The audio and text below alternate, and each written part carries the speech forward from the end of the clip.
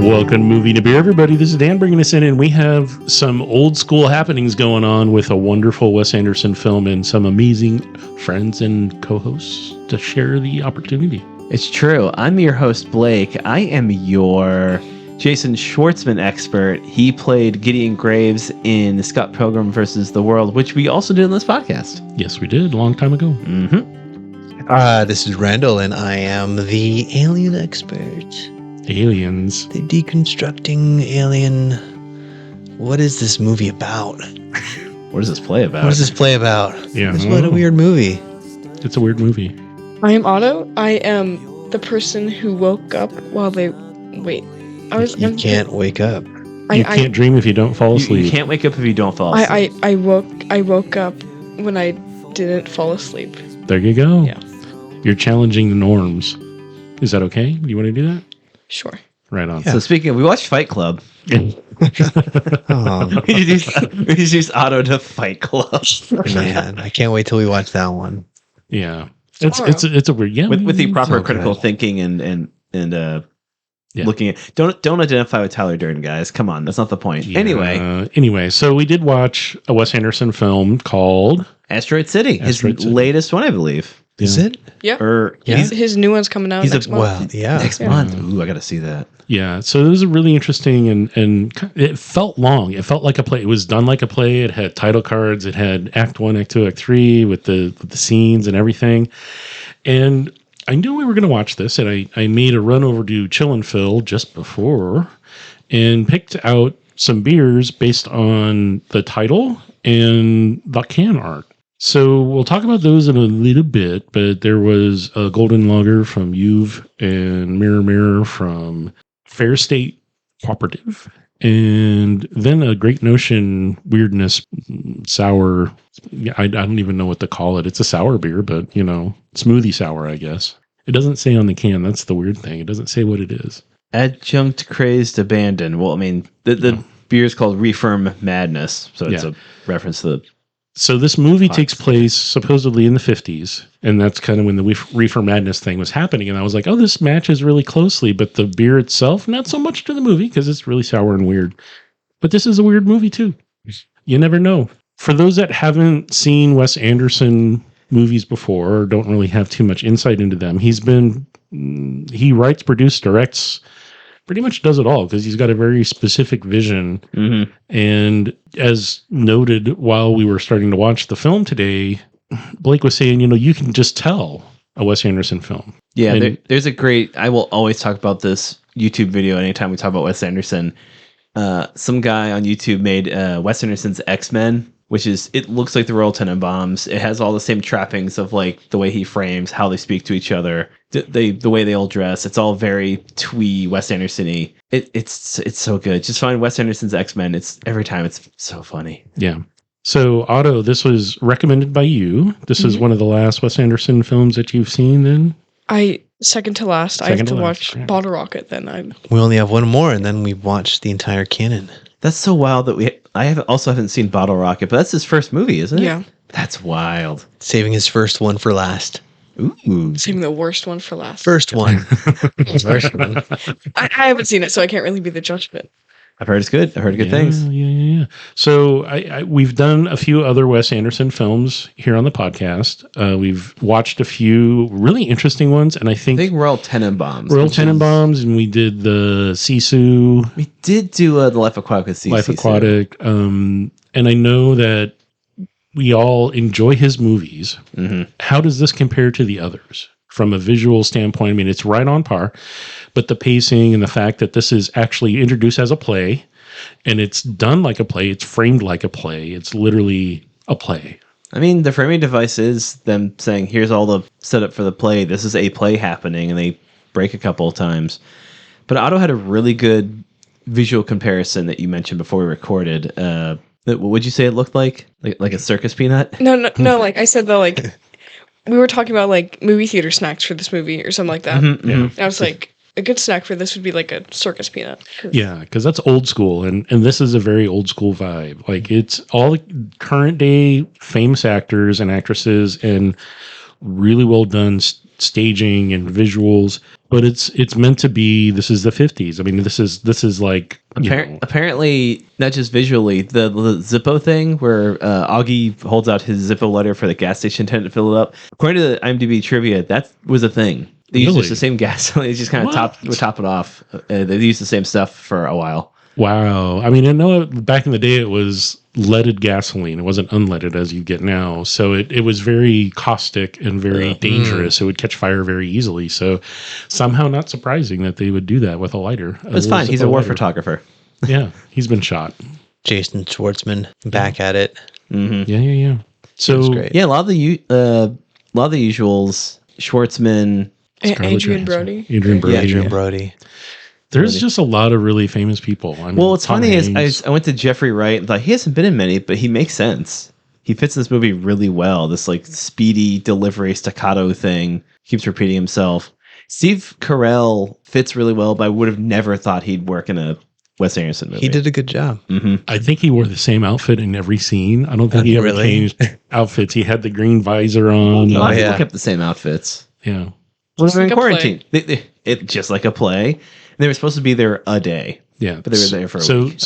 So do you want to give us a breakdown as to what the staging, like what is this? What did we watch and where did it take place? It's still Act 1. Act 1. Act 1. A car pulls into a gas station. A family of 5.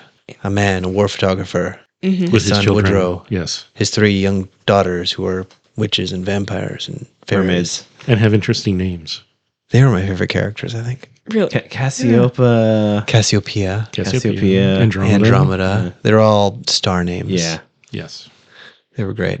They did that. They did something that I don't usually see in a Wes Anderson where it's like a Kevin Smith movie where every piece of dialogue is like designed specifically to be heard and go back and forth. They talked over each other. Oh, yeah. They did I don't know that, I don't know if I've seen that in a Wes Anderson movie before. Like It I'm looking made it to more Randall real. and Rado because you're a little bit more experts. pronounced on it, I haven't yeah. seen as many, but Yeah. I mean, I think that he did that because it made it feel like they're kids and not actors. Mhm. They're actually like, let's make it a little bit real. And kids would do that. I could see that. I think these are these the youngest children that have been in a Wes Anderson film? Because most of his films are only adults. I'm pretty sure there's been like a few like babies in like his movies, but Maybe Rushmore. yeah, I'm sure there's some like young a people. Right. Yeah. Because Moonrise Kingdom, I yeah. think they're older than those little girls. yeah. They're Moonrise like Kingdom, they're like 12. teenagers, Yeah. and like Yeah. those are like 4-year-olds, 5-year-olds. Yeah, they're very little. I mean, it's amazing that they were able to do what they did. They acted like kids. They looked like kids. They definitely had a good direction, and I think they probably had some good teachers helping them. I mean, considering the star power on the screen, being like, "Oh, this would be so cute working with the little kids." It was definitely a very experimental film, I feel like, in comparison to all the other films. Mm-hmm. I would second that. I commented about halfway through, a lot of stop motion just kind of here and there. Yeah, randomly placed stop motion, Yeah, weird special effects. Mm-hmm.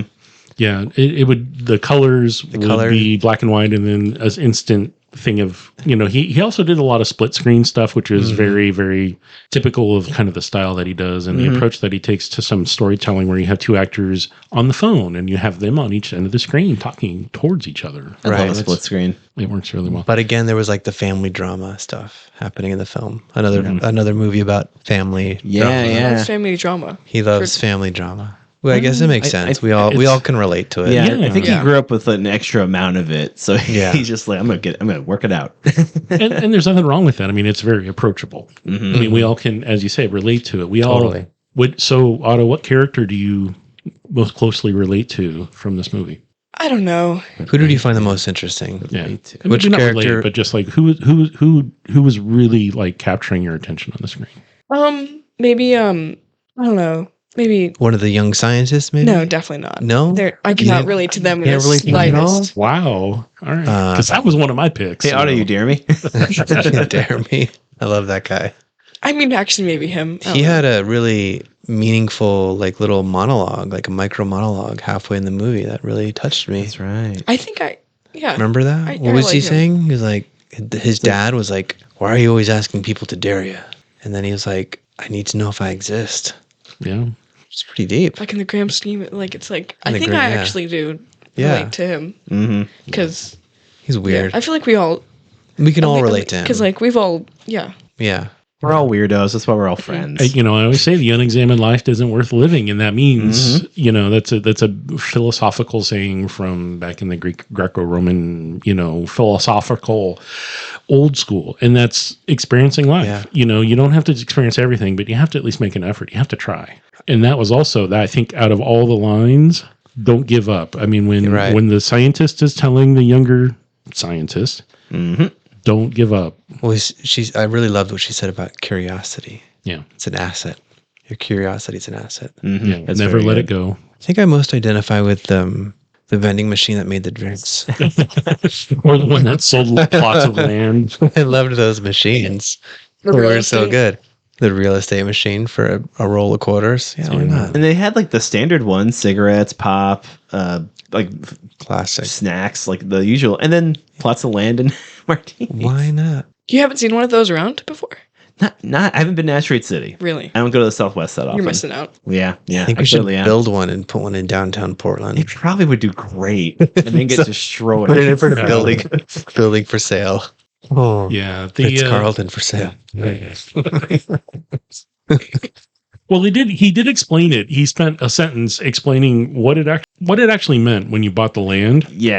Oh, It's right. actually a loan, a short-term loan a against 50-year loan. Yeah, for Loan. $10 worth of quarters. Yeah. Yeah. He's like, you don't actually own anything. You're just investing in the development of the town. Which he was telling my maybe third favorite character, Liev Schreiber's grumpy dad, who I think he wanted his son to be a sports star, but he clearly did not go that direction. Now he's like, all right, we'll just deal with it. But I think the character I relate to the most was Maya Hawking's Maya Hawk's character, the school teacher, just trying to keep things normal while everything's spiraling out of control. So I really appreciate it. She's trying to teach her lesson and didn't cut the kids off when they had a question. Okay, yes. Well, what about the alien? Well, we don't quite know yet. But I haven't prepared for that. I not haven't prepared. I haven't had time to prepare. I don't have a She's lesson transparent. plan. She's Yeah. She talks to the children like they're adults, which I think you should always do. Yeah. And just did her best, and then decided to let love in, I guess, with Montana. Yeah. Or just go dancing. She's dance. keeping that train on track. Trying to. Yeah. So Apt metaphor. Yeah. So this is the one thing that we haven't mentioned. So this is basically like a summer camp for the nerds. There's an asteroid crater. There's an asteroid. There's an I asteroid. guess meteor? And I always another forget one? what it is once it lands. Well, they call it Asteroid City, so I'm assuming it's an That asteroid. makes sense. I think meteors burn up in the atmosphere. Asteroids land. Yeah, and are meteors physical. in space. Like some people in the movie said, it's not an asteroid, it's a meteor. So I don't I don't know. Did one of the nerds say it? Because if not, I don't trust them. Yeah. So basically these people are showing up for this event where there's a competition and people are awarded these nerds, these stargazers and Junior scientists. Junior scientists are made inventions and they got awards for these inventions. And each of them in their own rights was like, wow, crazy. Like, I made a disintegration ray, and I have a suit that can actually fly, and death ray. yeah, I can put a symbol, I can project a symbol up onto whatever I want to put it on, including the moon. Someone uses cosmic rays to grow plants, but they were All right. clear to say that the vegetation is toxic. Yeah, The fruit. cosmic radiation, baby. Because isn't cosmic radiation kind of the whole point of the DC and MCU? I mean, there's a lot of it in DC. I don't know if the MCU talks about that often. Fantastic Four. Gamma radiation is and cosmic That's the rays are Fantastic Four. Yeah. Stay tuned when I make Dan go watch that this summer. Yeah, no, I'll watch it all. But I digress a little bit. Who did you identify with, or who's your favorite? I think my favorite is the sun that in the won sky. prize. No, the sun that won the award. The main Woodrow, the second protagonist. Woodrow's pretty cool. Yeah, he had a lot of supporting role, had a lot of dialogue. His character had an interesting arc because he's old enough to know. Yeah, He's like, I'm aware, I can see what's going on, and I'm not afraid of that. and anytime when they arrived at town and Augie was just letting the girls run around and do their thing, Woodrow was right there with them. Yeah, he's like, I'm observing, because that's what scientists do. They observe. Non-judgmental observation. And he had the one tear The one tier. twice. He had one tear twice, which I was like, oh, that's cute. Poor kid. When was the second one? I wanna say, jeez, I don't What was remember. it? I think there was a second. There was a second one. I believe you. I remember can see there's. it. I remember seeing a second Yeah. one, but it wasn't like in the third act. It was later Yeah. on. But I identify with him because of how the other kids treated him, and they're like observing him a little bit. and they're like, "Oh, you're not afraid. You're just shy." So, I mean, to me, that's what it is. It's like I was. And I was a it's very it's shy delightful kid, they too. just straight up called it out and said, "Oh, you're shy." And he just kind of sat there. I guess so. Yeah. Well, come sit with us. Okay. Okay. He's- Okay. And you see him kind of thinking everything over every time. Like, Yeah. I feel that. Yeah. This film wasn't what I expected going into the theater seeing it. Well, I don't think they show any of the play They don't stuff show in the any of that stuff, trailers. yeah. No. Well, Yeah. what were you? I was just expecting more something that Weird wasn't story. so like deconstructed. Like Oh yeah. there was like multiple layers of story. Yeah. There's no real plot. Is that somewhat with the French Dispatch? Is that the That was It was like that similar to that? Kind Similar. of like in terms of like concept. Not like yeah, plot. it was definitely Yeah. a high concept, like using the format of a magazine to sort of tell the story, which I think was interesting. So you guys have seen most of his work. I think I've seen all but a few. It feels like he's changing his style and evolving as an artist. Like, is that something you guys would agree with, or you just feel like he's still doing Wes Anderson as you've always known him? I think in ways that he's improved. Like I feel like in his like earlier work, he's definitely changed a lot, like been a more experimental, but like now Yeah. he's kind of doing the same thing, but like he's still like doing something different for each film still. He's like exploring some sort of question about theater and movies and Yeah. trying to see how far he can cross the genre. Are they the same? Are they the same? Like, how does the I mean- format change our experience of the story? Because my immediate response to that, Dan, is no. They're 'cause- not, But I like the idea of Right. looking into how they are the same. How can you make them both? Right. Merge those. His style is so specific from early on. It's easy to sort of parody. Mhm. That's why the X-Men like YouTube thing is so good, because everyone just knows, oh, this is what a Wes Anderson movie is. And I'm curious if he knows about that and is thinking, well, how can I expand beyond what everyone knows me to do? You see, Yeah. it's so easy to riff on his style, though. I wonder if if you could watch somebody who completely riffed on his style and be able to tell the difference. Like, that's not a Wes Anderson, like Uncanny Valley. Could somebody go in and be like, I'm going to do everything that Wes Anderson does with the camera and the actors? Would we be able to tell? Interesting. I'm like curious if like AI could go in there and be like, make a Wes Anderson movie. I'm sure it could, but like, so like, what is he really bringing to the movie now? The movies he makes. Like, I don't What know. do you think, Otto? I like saw in an interview that like he like was like, oh yeah, everybody's saying that like all my movies are like the same and stuff. Oh, And like he said like his like very specific like image in his head that's just what he wants to He's do. just trying to make he's, that he's image. he's just like being himself, and like the Yeah. cast is always like in his head, so like he always has the same people and He's stuff. just That's so working admir- something out. He's that's just so working admirable. something out each film. Yeah. Yeah. A little bit. And like you can totally see that with the Yeah. progressions of the different films and the focus. And it's all about relationships. Totally. And be it parent-child versus parent-parent versus, Yeah. parent-grandparent or or whatever. two it is. just non-connected adults. Yeah. Well, they're both dealing with grief.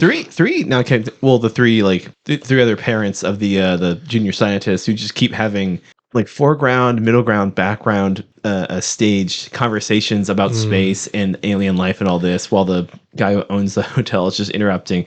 Yes, I understand, and then just doing serving Would you vending like machine cocktails. vending machine cocktails? And what do you want for breakfast? What So juice do good. you want? Do you want apple, orange, Orange or or tomato juice? Gross. But, Stick to that's tomato. literally ketchup, right? I mean, Well, no, pretty much. V8. Oh. You can make a juice out of tomato. Here's my hypothesis. Something happened to Wes Anderson when he was like maybe 7 or 8 years old that his family took him to see a play. There was a lot of drama that night about getting to the theater on time.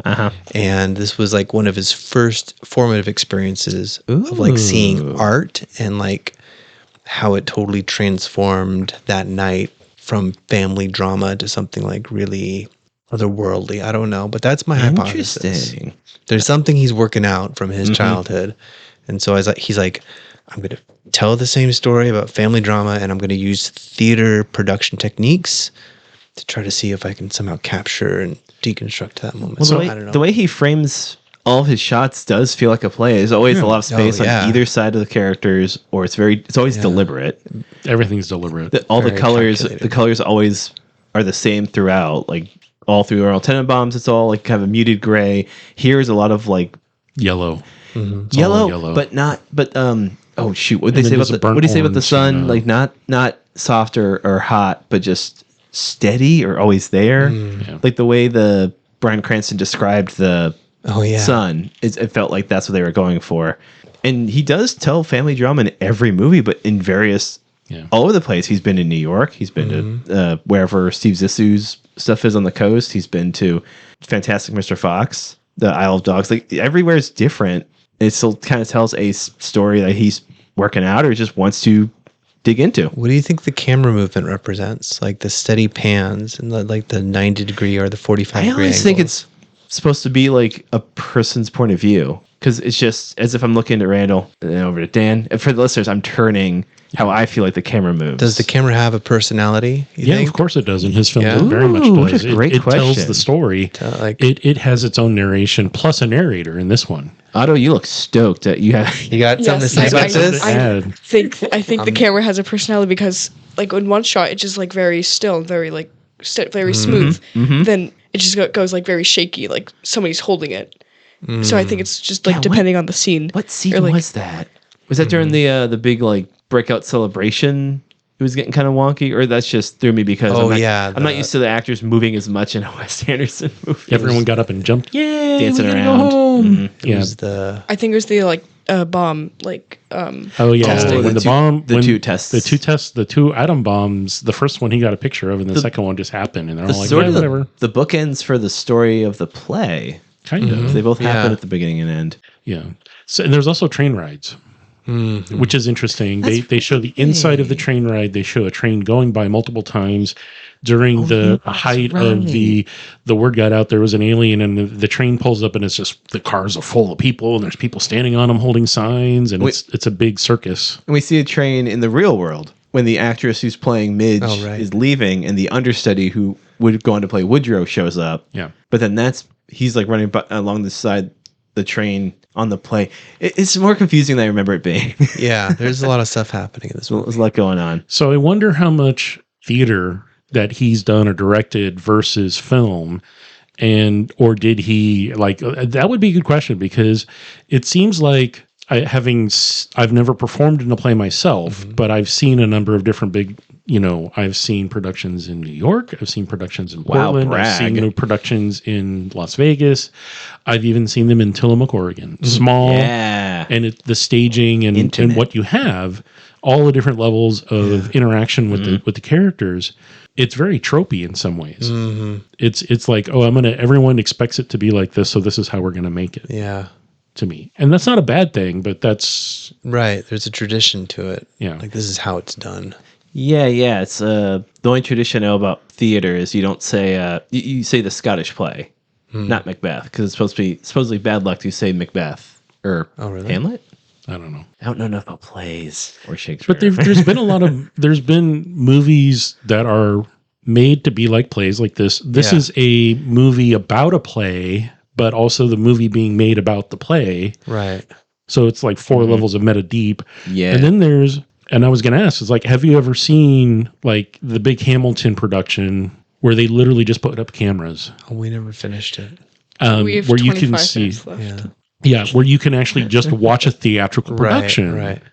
It's like seeing a live concert, but seeing the film of a live concert. Is it the same? Do you get the same impact? Is it more like this, where you're just viewing it through a lens? That's interesting. I wonder how Wes Anderson would direct Hamilton, like the theatrical production. Like, what would he do with the camera and those? Because I feel like in Hamilton, like, I don't think there was a lot of intention behind like they're how just they use the showing camera. Yeah, they're just like, well, this is a cool looking shot. Let's move the camera here. And this person's talking right there. Yeah, so we'll point the camera. They don't really use the camera as a character in Hamilton or in any of those kinds of. Yeah. Interesting. I never thought of that. Yeah, because like Les Mis, the more recent one was the movie was done like a movie, but it's Right. based off of the play, Right. which is then they filmed it using the same kind of framing and a lot of the, really? the stuff. Yeah. I mean, it's a musical. So, I mean, everyone's singing and there's numbers like Hamilton and everybody.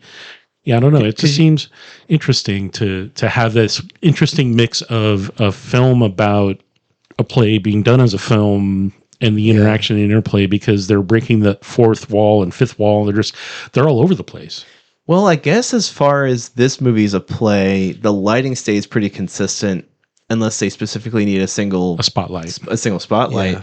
Because I'm thinking about the play we saw in Tillamook, and the whole thing was lit across the board the same, unless the scene called for, like, you know, people leave and this part of the house is dark now. Now we're focusing on the foyer or whatever. And here they made a point of panning across the whole town, showing the whole orangey yellow town, all the same light, everything. I mean, I don't know if it's a spoiler. It's in the trailer when the alien shows up. It's just everything's bathed in green. It's just all green. Everything's very consistent, which feels like not lower production, smaller theater maybe, because I feel like you don't have as many bells and whistles to enhance the story. You got to rely on like black box theater. You have to rely on the actors and the writing to really sell, to make you feel and look at what's important. Yeah, there's not many props. This didn't have a whole lot of props. No. This was very. It had that train.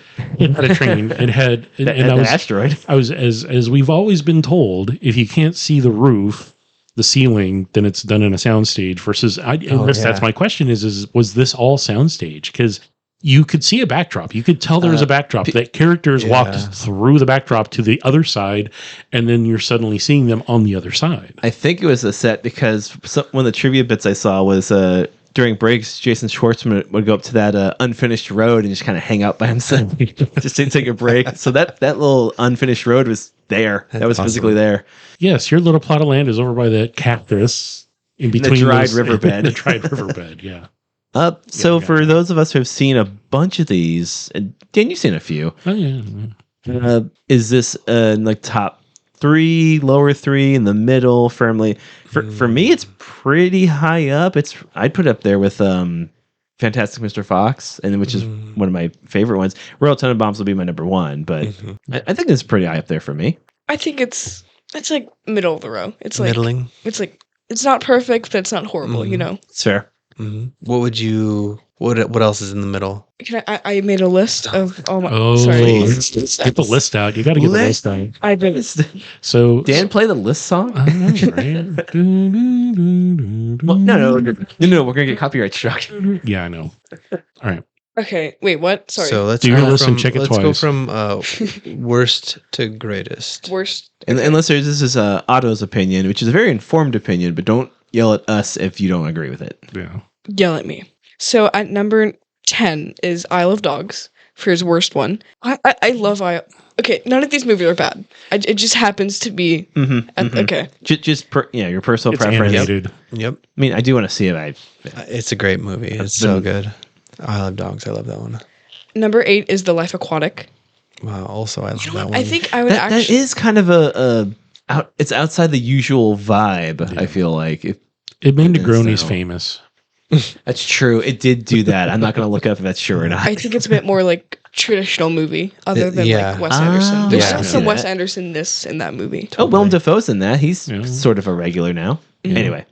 I think I'd actually put Asteroid City at number 8, but Okay. Wow. Pretty. That's not middling. That's low on the list. Yeah, That's the bottom. Bottom 3. I don't know. Once Yeah. Anderson makes like 7 more like middling movies, they'll bump back Yeah. down. Yeah. Okay. So keep going. So number 8, so number 7 would be Life Aquatic. Then number 6, then The Grand Budapest Hotel. I think that movie is very overrated. Everybody's like, this is the greatest. No. It's absolute cinema. I mean, Like, I like it, but I forgot I watched it until you mentioned it. It's Yeah. slow. I really just like it for Ray Fiennes. yeah. Ray It's Fiennes it's is great. slow. It's good acting, but slow. Then The French Dispatch. I need to watch it. It's a great movie. It's very, very experimental. It's like- I've heard that's why I heard a lot from reviewers. It's good, but it's real different from old Wes Anderson. in the third act of that movie, I don't know if this is a spoiler or not, but spoil like away. it just like completely changes to like a cartoon of like a chase scene. I'm listening. Yeah. They Then couldn't. it goes back to live action because Well, they limited budget. Man. yeah, I know, but like I love that. Like a normal movie wouldn't do that. Yeah. No, well, Wes Anderson's not normal. Not normal. Exactly. Continue with the list. I'm intrigued. Then it would be the Fantastic Mr. Fox. Yeah. Ah, cuss. Then Royal Tenenbaums. Ugh. Yeah. You hate That's it. right. I forgot you don't like bottom of the list. It's such a Kick great it to the movie. curb. The Oh, soundtrack to that gosh. movie. But Randall, the soundtrack's line, great. Yeah, hell of a classic. gravestone. We should remind. That's a Yeah. good line. That's a good line. There's all his movies have good one-liners. R.I.P. Gene Hackman.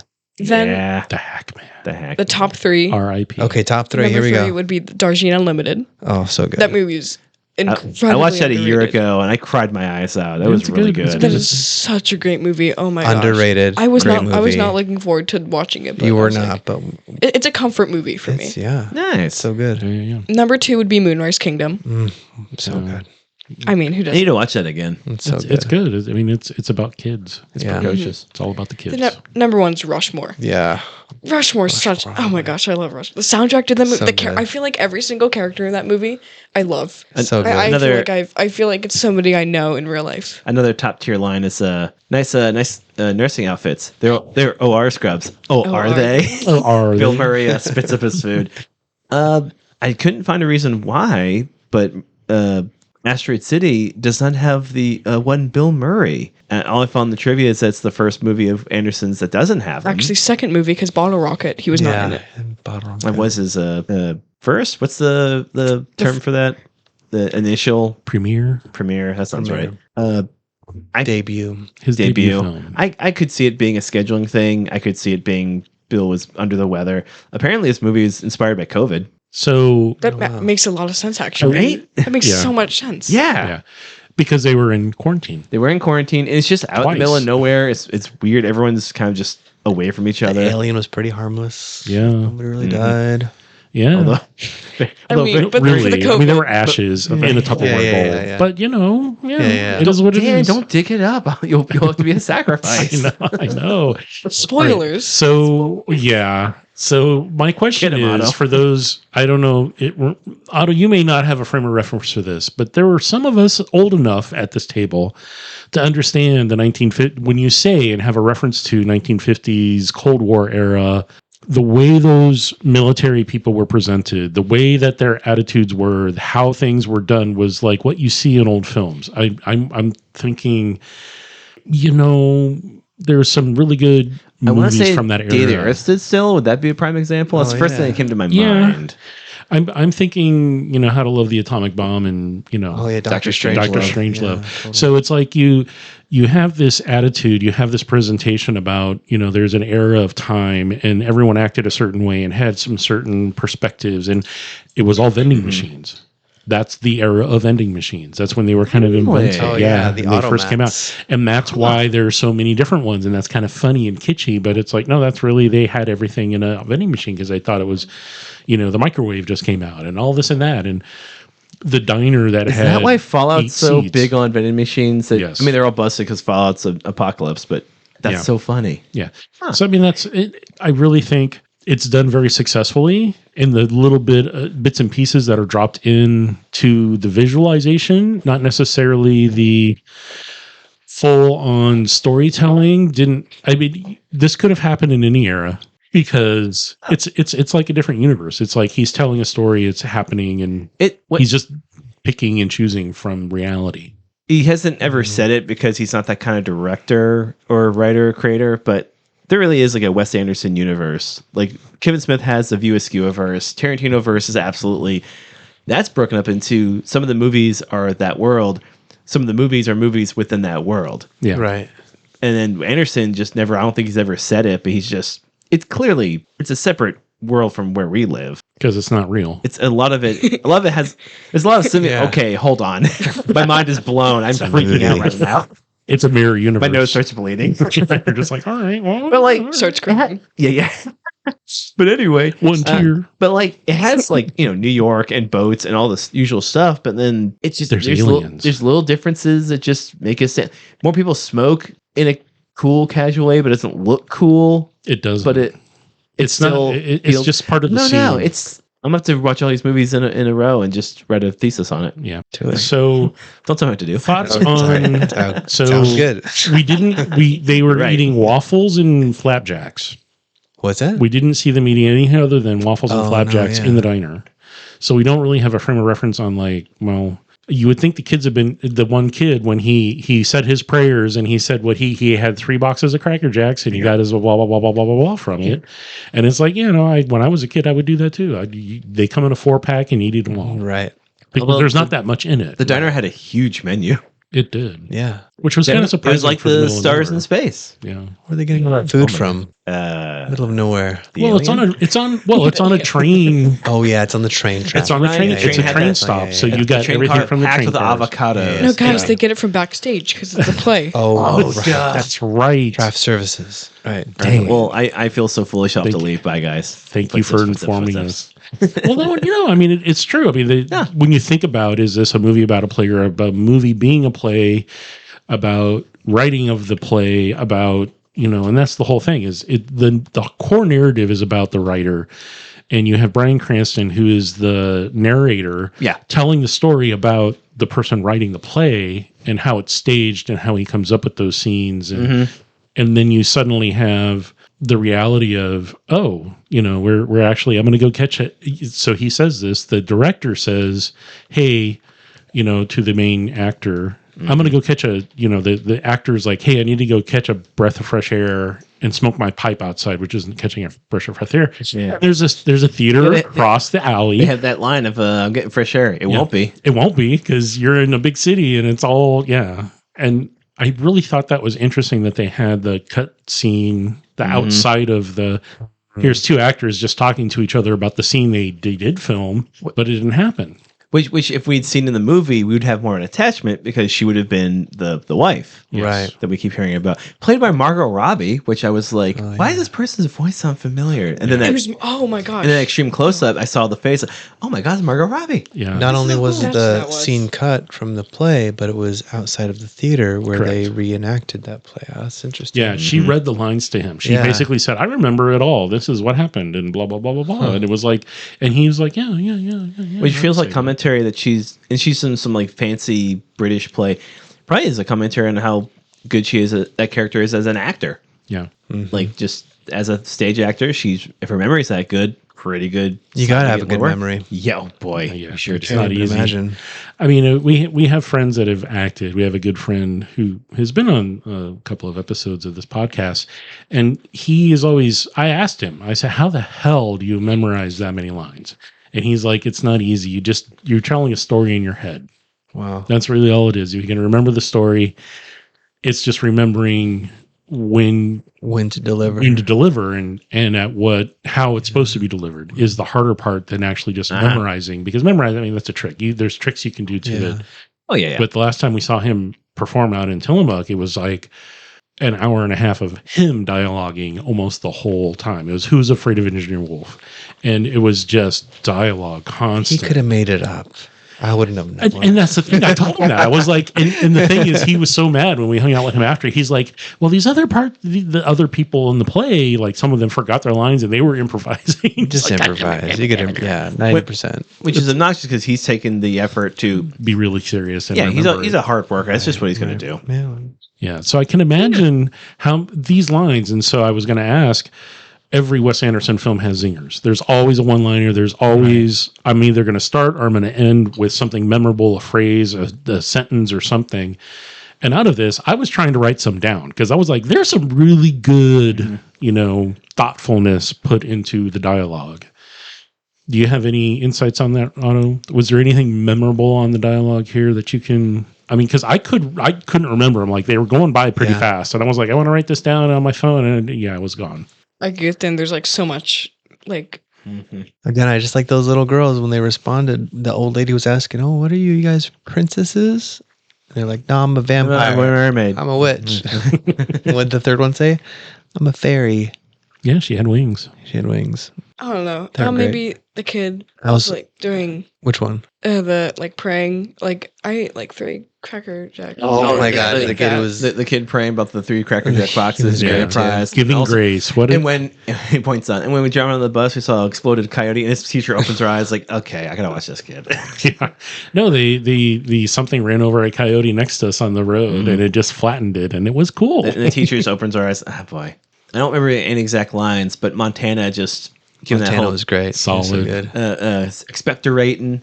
He's a warbling along, like just genuine, like a genuine good old boy country band. I think they all have bluegrass instruments. country. Yeah, They're all old wearing- school they're all- Opry. They're all Grand Ole Opry for sure. They're all wearing matching outfits. Have you guys been there to the Grand Ole Opry? No, I've never. I've seen shows. I grew up watching and listening to it, so I understand the ambiance is to behold. Like if you Yeah. have that opportunity, especially if it's not a new act that's performing, if it's an older school, like it's tradition. It's where to go. That's cool. I walked through it once. I was there for a layover and Wow. had some mussels and pasta, and I got sick. Oh no. That's my memory of I thought you Grand were Ole saying Opry. muscles like you were strong. Yeah. No, Working no. out. I had Seafood. mussels and I The hate seafood pasta. mussels. What was that? I'm not sure what I was thinking. Like getting seafood pasta in Tennessee. Yeah, Like, it's landlocked. at a hotel with 5,000 rooms. Otto, it's so landlocked. I can't even think about Yeah. shrimp there. But there's like 5,000 rooms in this hotel. Why would you eat seafood? I don't in know. Tennessee. I was Because he 20 was. years old. I wasn't very smart. That's I'm true. still not very 20-year-olds are smart. You're Yeah. 12 years old, and I know that know, that is I know. not. all right, but, There's but other things you you're gonna were mess up. probably channeling your inner New York, going like, no, I was everything's probably, safe. yeah, everything's safe. That's fair. Everything's great. That's I was fair. on my way to New York, I think. There you Yeah. go. That's so cool. Everything is safe. Yeah, just like the beers we had. Yeah, let's talk about these beers. We can close this episode out really quick, but before we do that, we did have a couple of things for the movie and a snack. Oh, yeah. Side of the house, and by means of I had some leftover snacks from before, but I bought one thing intentionally for this, which didn't. I liked it, but Otto, you have an opinion on? It's a Korean puff rice. I liked it. You know, they're kind of desserty because they're really kind of more savory, but they have a sweet hit and then they're spicy. And I thought, to me, interesting, but the flavor really kind of overpowered everything It else. did. Like It was, I couldn't. yeah. I was like, I had to stop eating them because I'm like, I don't taste my beer anymore. I'm just No, tasting yeah, it was spicy really barbecue. strong. It lingered. Yeah. Thoughts on any snacks? Any that we snacks? had? What was your favorite snack? What do we have? The Dots home style pretzels. I'm assuming they're from Costco. Yeah, big Costco bag. Shout out to Costco. Classic. Shout out. They're good. That's pretty much all I had. I had one like Korean. Yeah, crazy puff rice puff thing. I could appreciate them for what they were, but I didn't appreciate them for what they were. Yeah, no, it's cool. Everyone's allowed an opinion here. So good. Express it as you need to. But what about them cookies y'all brought? Yeah, let's talk about the cookies. When you made them, so. Well, I don't do a lot of baking, but I'll tell you lately, maybe I've just been a little sad being unemployed, but I've been baking a lot and I've been making a lot of ice cream. Whoa. I've made mango ice cream and chocolate ice cream and strawberry ice cream. Wow. And lately I've been making cookies, and these ones, I've been making hamburgers too, and I've really gotten good at the hamburgers. Hamburger cookies. But these are peanut butter The Bon chocolate chip cookies. cookies, not too sweet. I always cut back on the sugar on the recipes. Yeah. I always do like half. Oh, that's why they taste horrible. No, these were good. These Sorry. are really You Sorry. like these? You had 4 of them. I Bad. had like, and these are. I really. I mean, if you're used to I eating mean, like the commercially made cookies yeah. who are just like nothing but pure Nothing sugar, but sugar, yeah. These taste bland. I can't. That's the point. Yeah. Is they shouldn't No, almost be you just just- pure it's sugar. just like I'm kidding. Bob's Red Mills flour. yeah. Nice. Good flour, good local flour, and some Tony's chocolate that was on sale at New Seasons for half off, which was great. Ooh. Good price. Chopped Good that up. local Yeah, brand. it was great. And some walnuts that I had from Trader Joe's. I don't know. I like Verdict? I like the cookies. Yeah? I feel like they went with the movie. They go with the pretty movie? Well. I think Like, so. The peanut butter. I think it was like there's something peanut buttery about this movie. It's a um, dry climate, and peanut butter is a very dry ingredient. yeah. Well, it takes yeah. place in a circus desert. peanuts. Oh, and they talk about peanuts. It all They do. That's true. Hey, this Oh. the peanut thing. Yeah, I think with the Ferris wheel and stuff, totally would fit. I Yeah. think as a recommendation that getting circus peanuts, the old school kind of, it's like marshmallow but hard, Yeah. and it just dissolves on your tongue. I will pass. I think they're gross. You don't like peanuts? I mean, No, I they're, like they're no peanuts. Marshmallows. Circus peanuts. I don't like. Oh, I like sorry. regular peanuts. well, they're not as bad as Peeps. I don't like a peep either. Yeah. I like regular Which is just marshmallow It's just covered in sugar. covered in sugar. I don't It's all, get it's all gritty. It's all gritty. Yeah. It's a little gritty just- for me. yeah. I've seen some interesting takes on Peeps where people are Yeah, I'm actually in the Discord. Please stop sharing them. People are making like gravy flavored Peeps. What, Oh my what gosh, flavor? oh, that's actually my Gravy. favorite. Just flavor. Gravy. Chicken, Ugh. chicken gravy flavored Peep. Yeah, it's like, and they're gray. It's just Can like, you- I think it was a ew, joke, gross. but maybe not. I don't know. I bet they'd be good for like a s'more. Yeah. I You could probably do a see s'more that. Peep. Yeah, I heard A Smeat? I heard it somewhere that like it's better. It's not better, but like there's some reason. There's some deeper reasoning behind why. Why Peeps exist? No, why? What- Are they like, you is can it literally some say sort of that like for anything. code? No, but like for More like reason. Alien? peeps and like s'mores, there's like Oh. it's like better. I don't know. I heard somebody talk about it. I used to love marshmallow, not so much anymore. If you get the Fine. handmade, Yeah. there's some good handmade stuff you can get in some of the finer, higher end grocery stores around the Portland metro I'm not area. paying $10 for But yeah, marshmallows. Gary does. And I'm Not? just like, what if? Yeah. I mean, you can try to make your own, but it's really hard. Oh man, I can't even It's imagine. a lot of work. You have to have a powerful mixer and stuff. Yeah. But I would say what was hilarious, and the reason I brought up Peeps was a company that I worked at about probably 20 years ago. Between the year of Easter to Easter, when I was there, we took a peep and we said, "Hey, will this peep survive a year?" Oh, no. We took a thumbtack and we put it up on the bulletin board. And And it lasted a year. It didn't get rotten. It just got hard because the oxygen. Oh, right. It just Yeah. got harder, and it was like, Because it's a hard world and you got to survive. yeah. And I was like, oh, this is shelf stable AF. I'm Wow. like, this is not going anywhere anytime soon. I bet This it would have is- softened up if you microwaved it for 20 seconds. Probably. Those things Oh, no, melt you- like a nightmare. Yeah, it they looks do. like the They- thing in there. Oh, Yeah. nice. It's like They look John kind of Carpenter's The Thing. bubbly. Yeah, no, because it's just sugar. And then Kurt and Russell has air. to hit it with fire. Yes. But yeah, I think the cookies worked. If you don't have access to cookies or pretzels or the other thing, like a light snack. Yeah, popcorn. I joked about Some A popcorn tomato, maybe? a tomato juice and peanuts. and There you waffles. go. Maybe waffles. Tomato juice and flapjacks, please. I made a joke about a 3-course meal of like a light soup, an open faced sandwich with some tomato on it, and yeah. light dessert. Yeah. Maybe a sherbet or something. Yeah, sure. It feels like something Wes Anderson would just eat. Because, the dude brought him ice cream. Oh yeah. That's He true. brought him what kind of ice cream was it? Did they say? I don't think It they was said. his favorite did. flavor from New Jersey or New York, and it was some. Oh, the flavor was something. But that's not the Some that wasn't berry, some that wasn't berry the- something. That wasn't the key reason for the scene. No, That was the man impressing a man he was a fan Oh, of right. in many ways. Involved with yeah. in some I ways. think they were getting involved. Yeah, something like that. But anyway, We talked so about snacks. We should get the beers. yeah, we had a couple, and Don't worry, listeners. Not Otto. All the adults here. yeah, he's been sipping on other stuff, which is delicious water. which I Wine. wish I should have. Yeah, the bartender's on duty. That could happen. He tricked us again. I know. We had 3 different beers. Well, we had 2 beers and then a taste of a third. The gentleman at the table here probably didn't enjoy the third one as much as I did, but that's okay. We'll talk about that in a minute. The first one we had was the U Golden Lager, and I believe we might have even had this for a different episode It at some looks point in time. familiar. The can art's like a sailor beaver holding up a flag that says Yovu. It looks like something we've had before. Correct. And so they only have a couple of beers. This location took over, and I know Blake and I have been there. Mm-hmm. Coin Toss Brewing way down South Oregon City, like southeast, Oh, way in southeast, southeast of 205, going out towards Canby. that's There's- right. Yeah. It's in like an industrial complex. It's a tinky little place, and I think they have either a 5 or a 10 barrel system. But Is that, we were is that actually during Sandwich Week. I don't think it was Sandwich Week, but this was Okay, Yeah, okay. but so they Nice. they were doing co-production at another location. I think Occidental Brewing was helping them with production. The guy that brews has been around a long time in the industry, and so he just wanted to come up with his own label. And so they only have like 2 or 3 beers, but they bought when. During the pandemic, I believe, is when they sold. They closed down because everything kind of went to crap, and it's like, well, let's. And they wanted to retire anyway. The people that owned it, and so they took over the space.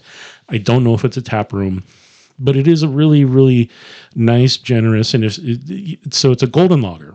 And we had an interesting conversation on the last episode about what a lager is and why you would just call something a lager versus a pilsner or a Helles or whatever. Because in the American palate, people are just used to Bud Light, Coors, and you don't know what that is. It says lager beer, but what is it supposed to be? And so those are On classified. tap, and then you put your cowboy hat down. Most of the time, they're classified as adjunct lagers because they use corn and rice or something else to produce a lot of the sugars that are used for the fermentation, which doesn't put a lot of flavor into it. Right. So they're very minimal in the flavoring content. So this is 4.9%. Nice light beer. Is there any copy on there that you might want to read? Because I do have a description. Bit. You got it, Randall? Yeah, the consumption of alcohol beverages impairs your ability to drive a car or operate machinery and may cause health problems. It would. Don't drink if you're pregnant. That's bad. What? Let's see if I can do this like a Wes Anderson character. That's what it says. Why wouldn't you want to drink it when you're pregnant? What? It's bad news. It's bad for the baby. The baby. Who's our current surgeon general? superpowers. Who's our surgeon general? They're probably fine with it. Right. I think they're fine with it. We're fine with it. Say. Fake news. Yovu's Golden Lager is made for the drinkability. Cold, crisp, and light like a classic lager with all the flavor of a true craft beer. It's very Wes Anderson. It's kind of Westy, yeah. Yeah. Chapter like 1. Western. Yeah. The Golden Lager. Made for drinkability. Mr. Oh, Allen. It's an honor. Royal was living in the Tenenbaum Hotel. So we were, we had glassware, and this is one of the trends we've been doing. We try to like pour a beer and smell it and look at it, and even though it's dim light in here, I think we had a really interesting experience with this beer because it was kind of light. Grainy, was very like a very mild bready kind of approach. So the malts were there, kind of biscuity almost, like Wet Biscuit. But the Wet overall, Biscuit's a pretty good band name. yeah, not limp but wet. It's the cover band for Limp Bizkit. All the same songs, but no swearing. Yeah. Oh, That's hilarious. That's really funny. But kind of grassy hops, and then it's just there's a little bit of like more grassiness and maybe a little lemon citrusy thing on the back. And it was, I want to say that this is very reminiscent of most of the major produced adjunct lagers that are out there on the shelves that you can find. A lot of the smaller breweries are trying to make the lower alcohol mass produced beers so that they can compete with those and they can have a space on the shelf and say, hey, we're locally made, but we taste better. But it's the same low ABV, similar flavor profile, but not exactly the same. I'd It's agree. going to have a little bit more taste. I'd agree with the better flavor. I didn't realize I got some citrus, so you mentioned it. There is kind of like a little real light lemony kind of kick, very, very faint towards the end, mostly when it warms up. It tasted like fresh cut grass and during golden hour on a spring day. That feels right. Yeah. Yeah. I really taste the cut grass. Is this something you'd have on a regular basis again? I think so. Yeah. I mean, I was actually surprised. I don't particularly care for lagers, and so I was actually really surprised by. It was decent. It was great. I was not surprised because I love a lager, so I was in hog heaven. So again, cold ferment. This is not a super hoppy beer. This has a typical, actually a little bit more robust and full body. Medium to low body, but more than what you would say cracker thin. It's not going to dry out on the tongue. This one is not. It's like medium dry. It doesn't really dry out a whole lot, which is nice. I appreciate that. Yeah. Good beer. It's not terribly expensive. I think it's like $4 a can where I bought There it. are little stars on it, just little And a beaver and a beaver. carrying a flag. So the guy who does Yovu, that's actually his last name. So that's where the name comes from. I had to look that up. I was like, well, this is such Not an a typo. interesting name. It's not a typo. That's actually how to spell his last name. So by all means, if you're in the Portland metro area and can find this, it's in some of the grocery stores, I think, like maybe New Seasons, maybe Whole Foods. Is Definitely the gonna guy's find first it. name Jason? I think so. I think that's the same guy who owns Retro Game Bar. It could be. I don't know. That's cool. I met him. He's fun. He's a nice guy. Anyway. Yeah. Anyway, we digress a little bit. Yes. Any other thoughts on this one before we move on to the second option? All right. I want to say so that one was bought simply because I wanted a lighter lager, and I couldn't remember if we had done that beer before. And I've had it on draft, and it's really nice and clean. The second one that we did is from Fair State Coop, which is out of Minneapolis, Minnesota, which I've been fortunate enough to actually go to the brewery. Well, since our resident Minnesotan isn't here, I'm going to say Minnesota smells. No, everyone who's from there is a dork. Yeah. I'm actually from Minnesota. Take that, Really? Aaron. Take that, Otto and Aaron. So I bought this stand by because, it. as noted, we talked a little bit about Mirror Universe. Like the actual Wes Anderson universe exists outside of our normal one because of laws of physics and aliens and various things that happen. It's just how people elucidate and speak. Yes, correct. They speak a little bit differently than how normal like you. speech is. It feels like it's the same way Kevin Smith. You can tell a Kevin Smith movie by how it sounds. It feels like a play. Yeah. The way people have like mini monologues back and forth. Yeah. So this is a Fair State Brewing Cooperative. So Fair State Coop, which is what their logo is. This is a Mirror Universe Hazy IPA, 7%, 33 IBU. 7%? Goodness. 7%. It's a little bigger. It doesn't taste like it. It's super smooth for a hazy. I really enjoyed it. I thought I was surprised because this is one of their core beers that they put out now. And I'm glad they do, because this is, while it is hazy and it has a little bit of the juiciness, it's actually, it's a little opaque. I mean, it is hazy, but it's not completely cloudy, which is nice. And it's got a nice head. It's got good head retention, pine and citrus, a little bit of burnt sugar. And it's just dry pithiness. I mean, it's like orange pithy. It's not grapefruit. It's just more orange, I think, from my perspective. You guys have thoughts? I guess orange. I just got a general citrus flavor from it. Yeah. My palate's not citrus. terribly developed as far as citrus goes. They got the same copywriter here with the consumption of alcohol. Apparently, It's bad for you. degrades your ability to drive. Yeah. Don't drink if you're pregnant. Yeah. But the can's cool. It's like backwards letters and I feel like the silver lines also feel like, it's like Starburst. well, there's like a point of horizon where it feels like you're going through space. Yeah. Again, apropos for the subject of the movie. Yeah, and that was the other draw to it. Isn't just like it's a different universe, but it is. It's like space travel-y, kind of interesting. I mean, that was the whole point. Is they're looking at space and thinking about space and thinking about other planets and trying to think like where are we in that context? The poor teacher has to try and teach a lesson plan on something she knows nothing about because we didn't know there were aliens till just then. Yeah. And the father explaining, the mother saying, well, she's Stardust, which doesn't make any sense because the closest star is so far away. So she was trying to comfort me. Yeah. I liked it. I don't know if it matched the movie as well. The citrus kind of helped it match. I like the lager better. Yeah. Overall, or just for the movie? For the movie and overall, I think this third one it did get better when it warmed up. Yeah. I agree. The second one, interesting to try. I was kind of shocked to see it on, at Chill and Phil, but hey, they rotate their stock really fast. And I was like, I think I'm going to get a 4-pack of that. For this one, I think Tropic Thunder would have been a better matchup just because the subject matter is like bolder and louder, kind of like the ABV and the flavor on this. Yeah, this one's a little bit more subtle and subdued. I would agree. It didn't necessarily match up the lager really well. But I still like it. I still like it. It is not overly hopped. It is not super bitter beer face. It has a nice dry profile, which it's supposed to have. Yeah, for a hazy. It's refined. The flavors are well layered. The hops don't overpower everything. There's a little bit of malt body in there. So, boy, let me tell you, I visited my family on the East Coast. Went to a Sheetz gas station convenience store to grab some beers. They're still either stocking the adjunct stuff or 7% minimum poppy foot flavored IPAs. It's gnarly. I sent some on the Discord. One was okay, but man, rough. I was glad to get back and have a good, delicious layered beer. Yeah. Nice. So not the third one. I didn't like the third one.